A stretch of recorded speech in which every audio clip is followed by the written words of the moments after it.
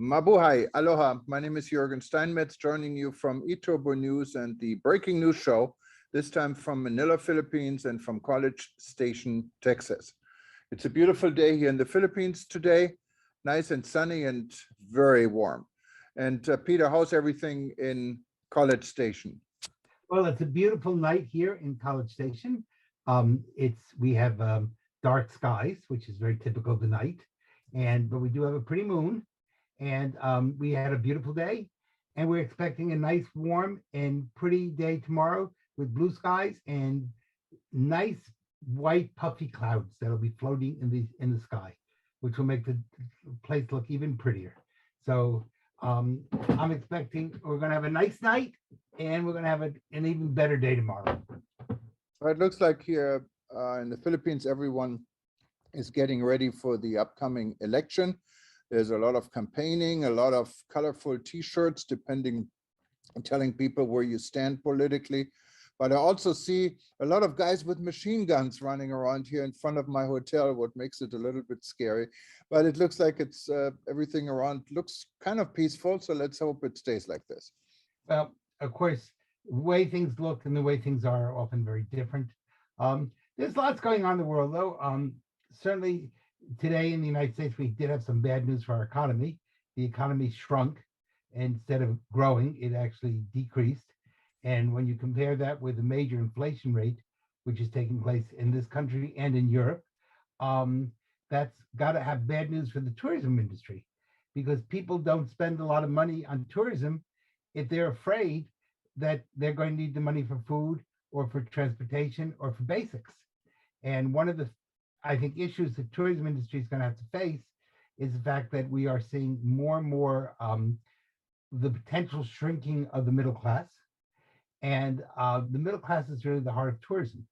So if the cost of, especially of diesel fuel, continues to rise, you're going to see people really needing to spend a lot more money on their basic food and air conditioning in the summer or in the winter. Of course, we saw also in Europe and Germany now back down because the Russians decided to cut off oil to Poland and to Bulgaria, two countries which don't have major pipelines. But this has really scared the Germans radically. And the Germans are really afraid that if the Russians cut off oil to them, this could cause a major summer crisis all across Europe as far as vacations, travel. And of course, people are they need energy. Without energy, you're stuck. You can't move anyplace. So these are going to be real challenges. This could be really the summer of discontent. And this could be a very difficult summer. Hopefully not, but there's the potential for it to be. And don't forget, Peter, I just saw a report just minutes ago in the National Geographic about expecting that marine life, as we know today, will pretty much be completely extinct in 2300. Obviously, you and I won't be here, or none of us will be here to see this, but it's still quite shocking if you think that maybe life on Earth would become impossible in a few hundred years. Yeah, I don't know if that report, how its total accuracy. That's based on what's called a theory that actually started in the 1890s.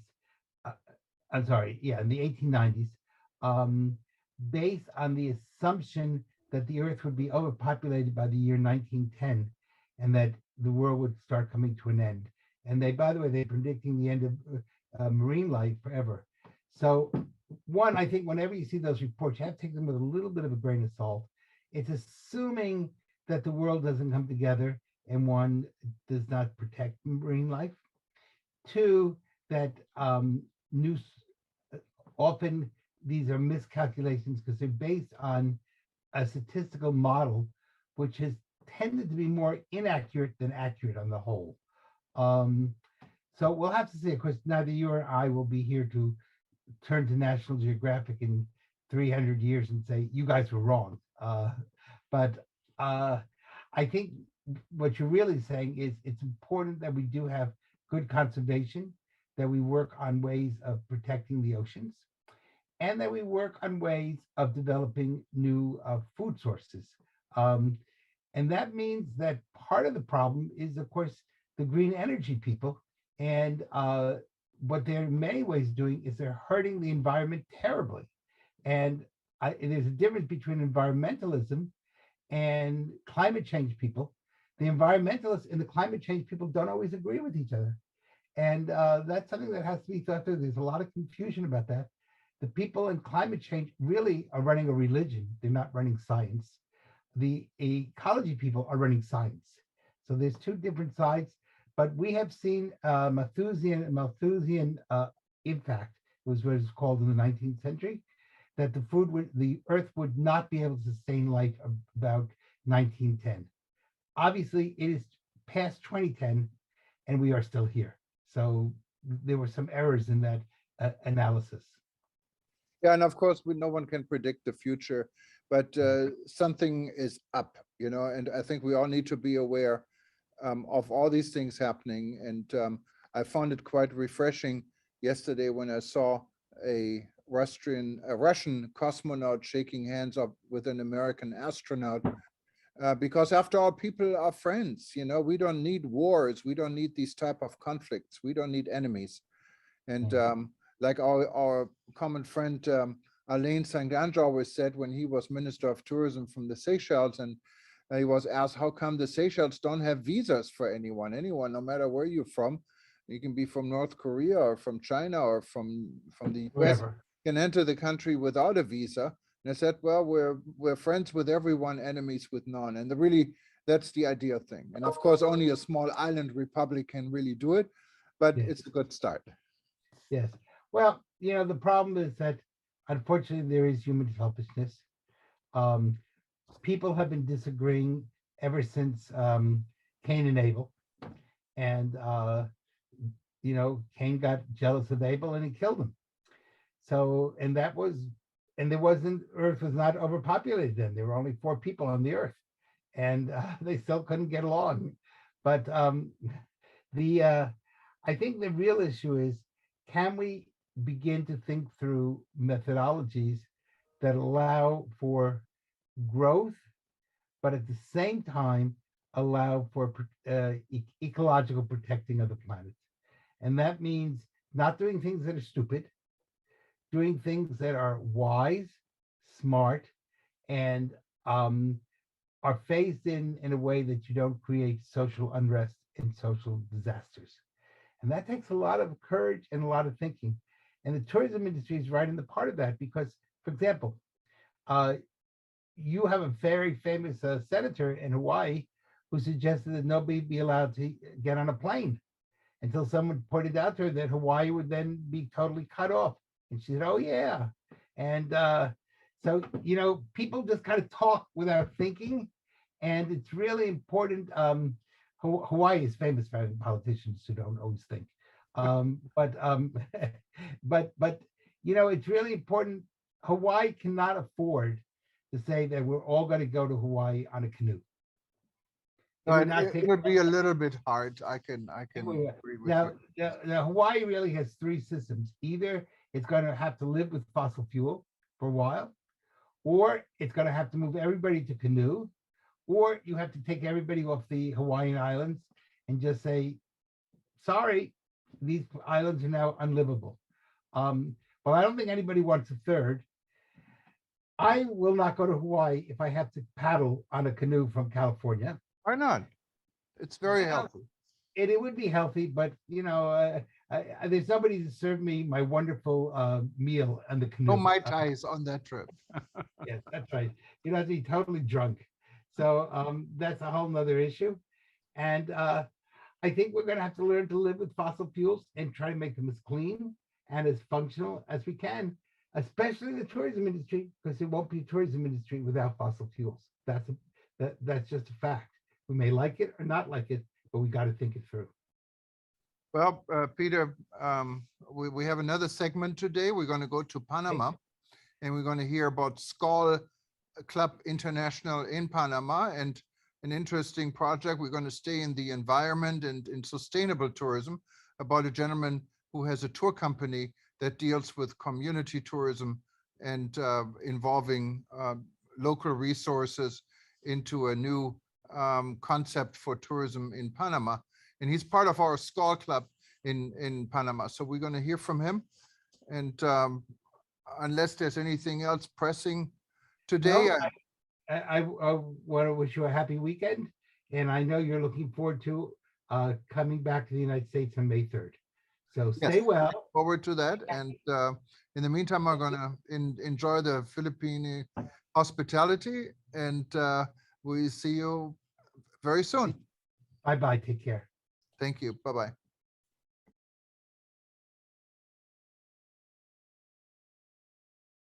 Hello and good afternoon. Today, we have a very special guest from Panama, Mr. Roberto Baca. And Roberto is involved in an organization. I'm also involved. It's called International. And of course, most of you that are in the travel and tourism industry know SCOL. And we're going to do a lot more about SCOL in the next, this year, because we want everyone to know how great of an organization SCOL is and how timely it is. It's because it's about doing business among friends. SCOL has been around for how many years now, Roberto? Is it not 86 years, actually, yeah, 1934. Yeah. 86 years, and it started in France and in Sweden, I believe.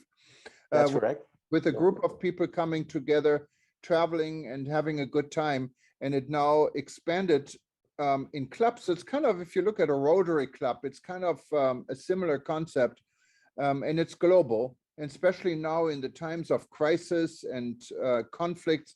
SCOL is playing a very important role to keep the peace part of the travel and tourism industry together.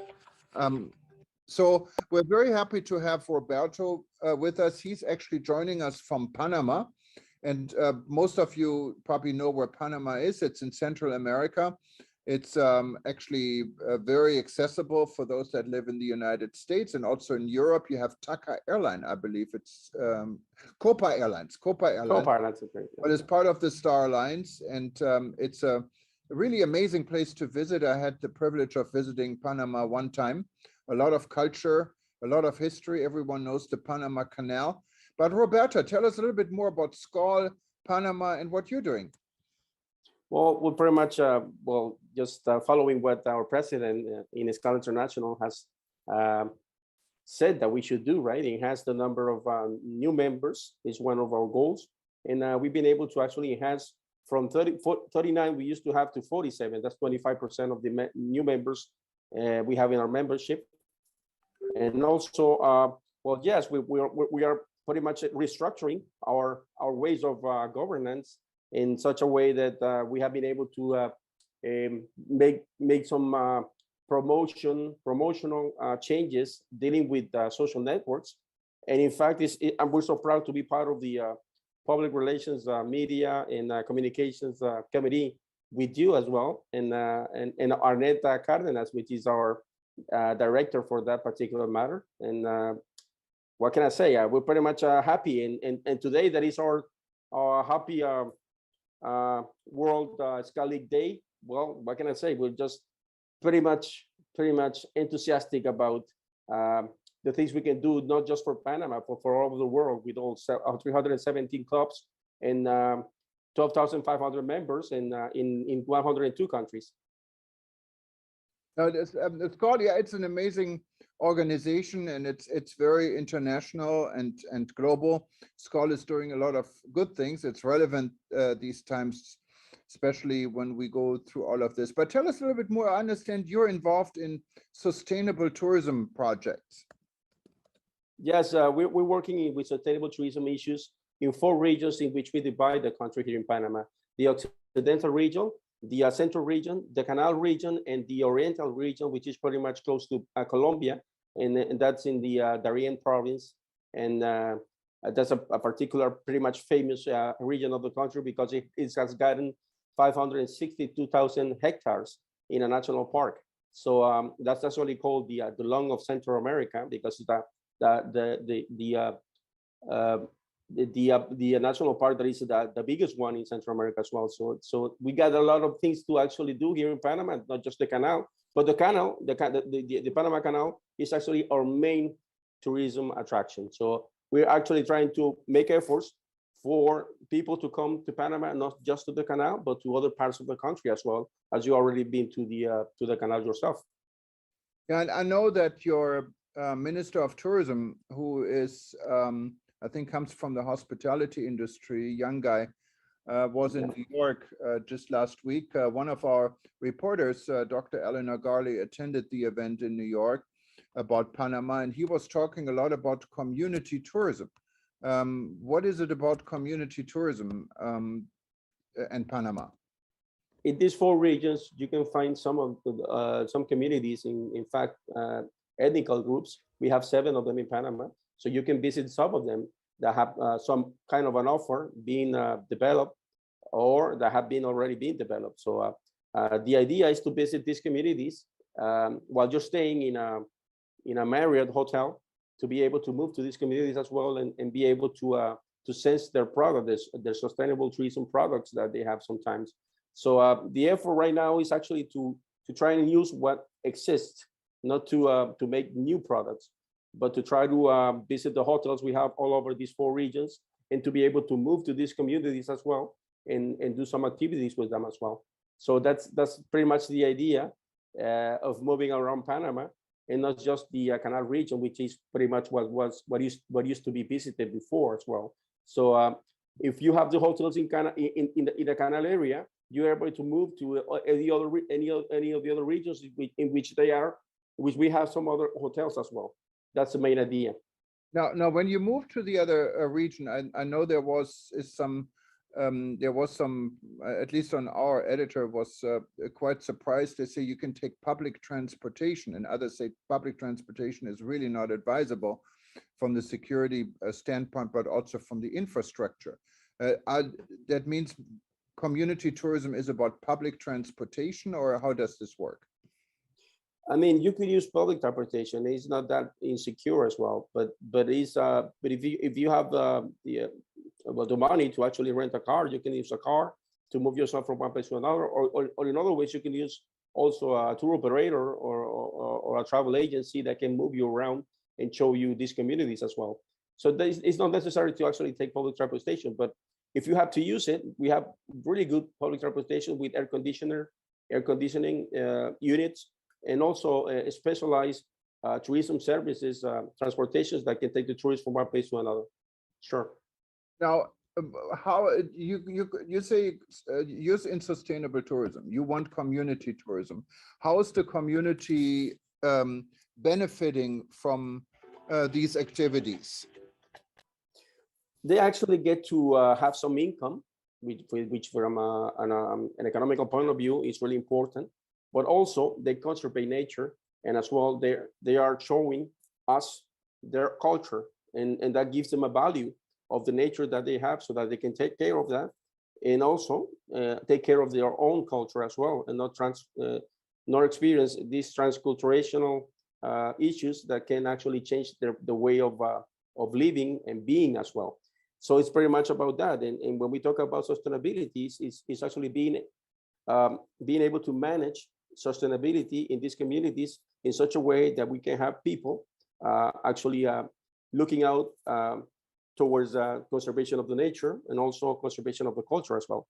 So that's pretty much what the idea is about. Also, transformation in terms of sustainability also includes carbon neutral actions as well. So if you travel, you can actually do certain activities that can actually try to erase the carbon dioxide that you might do to try your traveling. I mean, for instance, if you have certain activities which include reforesting areas or forests, well, that could actually help.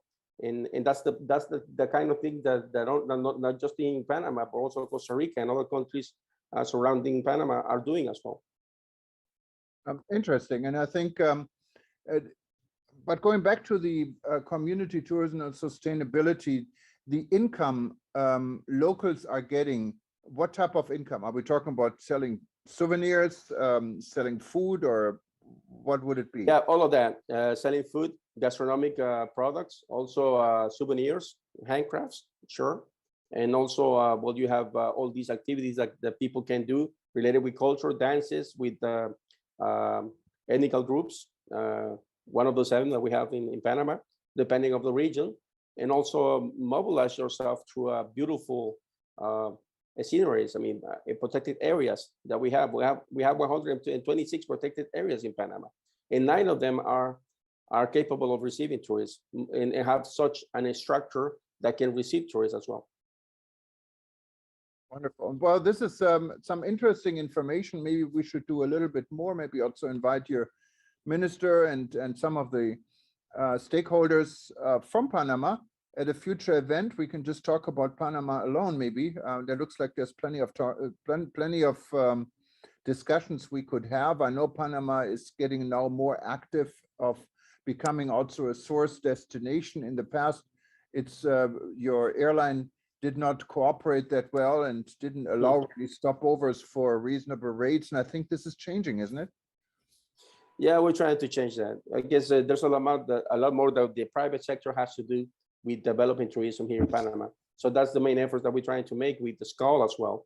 Actually, we have many of our members have very much a big influence in what the private sector has to say about developing tourism. We cannot be romantic. I mean, it's not about taking a person, a tourist, to a community to not have a good experience. If you're not capable of taking a tourist to a community and he's not going or she's not going to have a good experience, don't take them there. Please don't take them there, because tourism is all about the experience. You want to have a good experience. You don't want to go to a community by being romantic and saying we're going to make some money for them and everything, but they're not ready to receive tourists. So that's the point here in Panama. We're trying to actually, with SCAL, to let the tourism ministry to actually the way they should do things, and try to take advantage of what we have in each region that is capable of being visited right now, and what we have to work on to actually make things better for those destinations that have to be or need to be improved. Oh, well, very interesting. And Roberto, thank you so much for joining us today. And hopefully we can hear a lot more, and all the best to you and our friends at SCAL. Well, as we say here in SCAL, together we are stronger as one. That's what we're doing all over the world. Thank you very much, Jürgen. Thank you. And you speak Spanish there, right? Is that the native the language in Panama? Yeah, we speak Spanish in Panama, but we also have a lot of influence from the States. That's why some of us speak English as well. Yeah. No problem with English. Okay. No problem with English. That's correct. All right. Okay. Take care. Okay. Ciao. Same to you. Same to you. Thank you.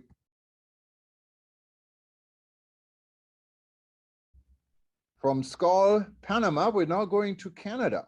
And I forgot to mention, anyone who wanted to know a little bit more about SCAL, you can find SCAL on the website. Just go to scal.org. It's spelled SKAL.org. You can also, when you're at eTurbo News, click on our partner page, and you also find this blue logo from SCAL, and you can search and you find many articles about SCAL and what they're doing. It's a wonderful organization. I'm very proud to belong to it. And today we're also going to speak, and he's standing by, to Dennis Smith. He is in Winnipeg in Canada. Fantastic city. Anyone of you haven't traveled to Winnipeg, it's the place to go if you like human rights, because there's a human rights museum I visited before, what is quite amazing. And it's if you really like wide open spaces, that's the place to go. And Dennis Smith is the executive director, I believe, for SCAL Canada. Welcome, Dennis. Well, good morning from Canada. Tell us a little bit more about you, about SCAL in Canada, and how's everything going? Well, it's been certainly a challenging last couple of years, but we have a very, very strong core of people in Canada that have been very involved with SCAL. Personally, I've been involved for about 15 years, and I've had the opportunity to travel to about 10 North American conferences, as well as about 6 international conferences. And it's a fantastic organization to make connections worldwide on a business-to-business basis, as well as just social connection. So it's been very, very rewarding for myself personally. And Skull, how many Skull clubs do you have? Because Skull is built on local clubs. It's really a global organization, but with a strong local flair, because every Skull club kind of works almost independent under one global roof, right? Absolutely, yeah. We have 15 clubs currently in Canada, and we're continuing to work on trying to develop new clubs. We kind of look for that grassroots approach in terms of even building new clubs, where we have a category of membership called active individuals. So we try and get people locally to join, to form that foundation. We work with them on helping them understand the organization, and then eventually building up so they actually have a club in their area as well. And I know you guys have been really active. I remember the cruise I went on. It was a Skull annual conference. It went up Halifax and some of the beautiful sites on the Atlantic Ocean, far away from Winnipeg, I guess. But I think you guys from Skull Canada put this all together, and I still remember this was a great event, because Skull is also about fun. It's about partnership. It's about friendship, and it's about business. And so what are your goals for this year? We're all coming out of a pandemic right now and trying to get back to normal. Well, we started our process last year. We understood that there were going to be a number of members dropping off because of the pandemic and people's businesses suffering. And so we really started to strategize on recovery. And so we started building a plan, and we actually launched a very aggressive plan across Canada. Like we have made funds available to our clubs that they can access. They can also access funds from Skull International, and we can help them develop innovative events to attract people to come and experience Skull. So we've set aside, currently we have about $10,000 Canadian that we've set aside, and we're prepared to invest more. And we're asking the clubs, come up with something creative and innovative that you want to do. But the other part of this is that every organization has champion recruiters. And so we set out a program to actually recognize those people that are the strong recruiters, because they're the ones that help build the organization. So we're actually having a draw at the end of the year for every new member or returning member. The individual or the club has their name entered in a draw, and we're going to be drawing for about $1,500 in Visa gift cards. So we want to recognize people that are helping us grow. And you're talking about a little bit young Skull, and young Skull, it's really the future. Young people are the future of anything, and also the future of Skull, right? Because sometimes Skull has this image of being a club of very seasoned people, because in the past only CEOs, I believe, were able to join the club, and that has all changed a little bit, didn't it? Absolutely. Your word "seasoned" is certainly a good one to use. I belong to that club now, so what can I say? Don't we all? But that is the challenge of the organization. It does reach the more senior upper management and senior management levels. So by default, you're going to have more mature people. But we have younger people that are buying into their family businesses or taking over new positions. And Young Skull starts at the college or university level, and it also extends into a category of Young Skull professionals, so that you have young people that are just coming into the business, into junior to intermediate level management positions that can become integrated. And that has been very successful with some of the clubs in Canada that have used that tool. So, there's different ways of people getting connected, whether it's as an active individual member or as a Young Skull person. So it's a good resource, and a lot of clubs work very, very closely with their local colleges and universities that have travel and tourism programs to help educate them on what the organization's about. Well, and so if you had a wish list, what cities in Canada should have a Skull club and don't have one yet? Well, I could name off about 100 cities. Unfortunately, our capital, Ottawa, it's a very challenging market. We used to have a club there, but we don't. We've tried a couple of times to reestablish it, but it's a very, very challenging market to hold people's attention. We have some maritime provinces that were really, really hit hard with the pandemic, and tourism is like everything in those markets. And we had 2 clubs, and they are currently on hold because they've just lost too many members. So that's kind of a big focus for us to help them recapture those members and then reestablish those clubs. So, I'm hoping over the next couple of years that we'll get back up towards about, 18, 19 clubs and have really good representation from coast to coast. Wonderful. And one last thing, doing business with friends. What does it mean for you guys in Canada? Well, we've actually taken a step further. In Canada, we've actually launched a satellite program, which we call Connect the Skull Way. And it's part of our Canadian platform where, it's actually available to any member worldwide, but it is driven in Canada primarily. We really see connecting in three key areas. One is on a business-to-business basis.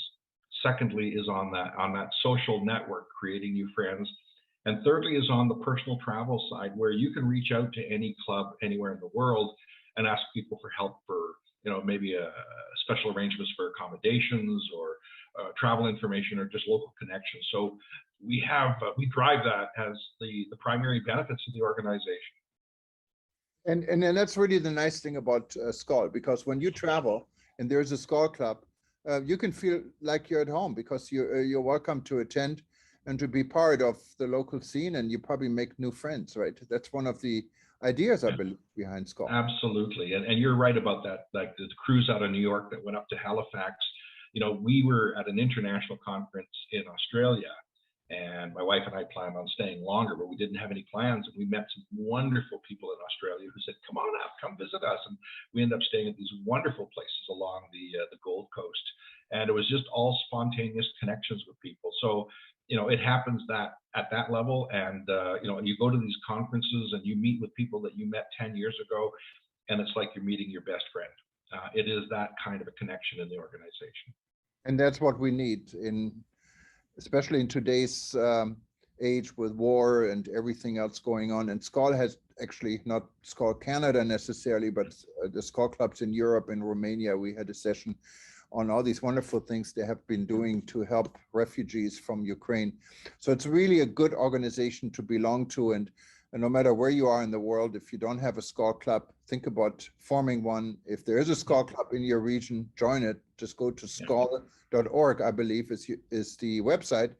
And you can sign up. And if you have any difficulties, feel free to contact us. I'm a Skull member also, and we'd be happy to help you wherever we can to be part of our community. And it's a lot of fun, I can tell you that. Well, Dennis, thank you very much for joining us. And for everyone else, please stay tuned. We're going to go to Manila, Philippines. And today was the start of the Coffee Festival 2022. What's also a lot of fun. We have just some short scenes from the opening today. And after this, we're going to say goodbye. Aloha, mabuhay. I'm in the Philippines right now. And bonjour. I guess in Winnipeg, they speak English for most part. Good night. Goodbye. And if you wanted to see any of our events, anytime, go to breakingnewsshow.com. It's linked from all our websites. You can watch us again. And this will be repeated over the weekend. So just stay tuned, or if you're on any of our website and you feel like watching us and you don't see the live stream, just click on it anyway. It's going to start over and you can see us again. And also for everyone, have a wonderful weekend. Stay safe, and hopefully the world remains as peaceful as possible. Thank you very much, and see you soon. Aloha.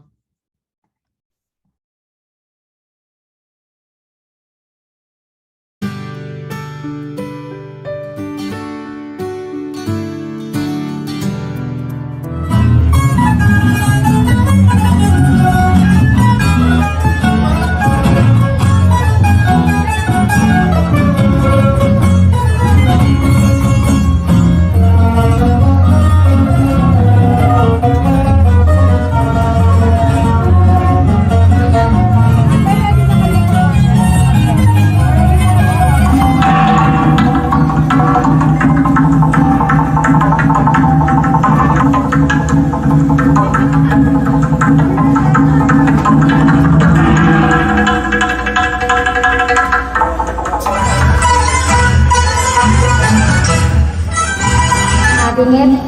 We are still alert level 1. Cases continually become low, and more importantly, hospitals are not full.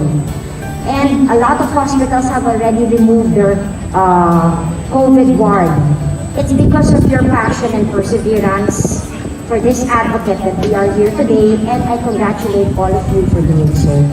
You have shown faith in our produce, our farmers, and our consumers, international and local. But Rich, you might be very pressured because, you know, His Excellency was telling me they have the best coffee. So maybe, maybe we can compare, but I'm sure that we can find ways on which we can promote each of our coffee beans. May this festival continue to harvest that faith in the coming years. Thank you very much. Stay safe. And please get your boosters if you haven't get your boosters yet. Maraming salamat po.